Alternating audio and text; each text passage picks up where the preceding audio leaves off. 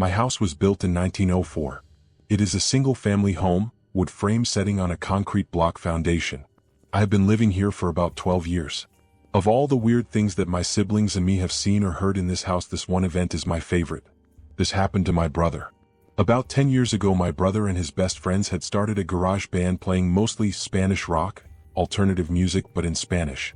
His friends could only get together on Sunday afternoons. They would practice into the early evening, and they would usually call it quits by 8 p.m. This was the time I usually showed up and went to bed because I worked the graveyard shift.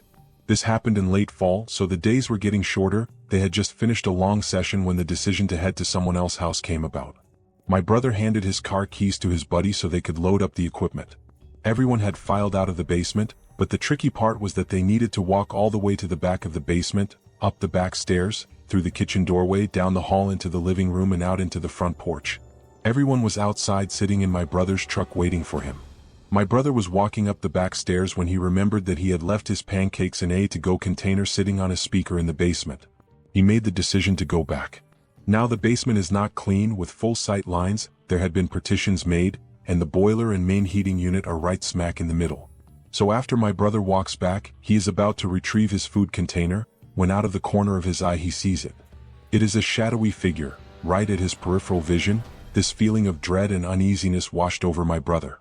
We had been taught that if you are in the presence of a spirit or ghost and you felt a bad vibe, to say quick prayer or to cuss at it.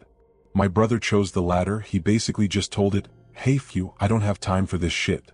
My brother started to walk to the back of the basement and briskly up the stairs, closing doors and turning off lights as he was walking out. The last light switch is on the opposite side of the front door.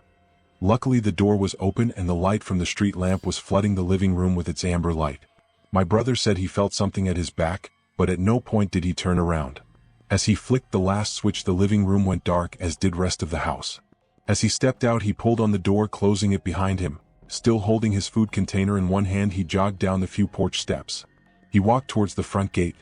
Our house resides far from the main street, essentially having a large front yard but no rear garage.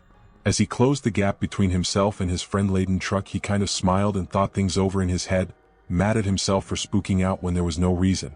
He climbed into the driver's side of the truck, putting on his seat belt and getting ready to pull out of the parking spot directly in front of the house, when one of his friends asked, "Hey wait, what about your brother, isn't he coming with us?" My brother answered, "What do you mean? He went to work early tonight, he is already gone, do you see his car anywhere?" The next question they asked, "So then who was walking behind you when you were leaving the house?"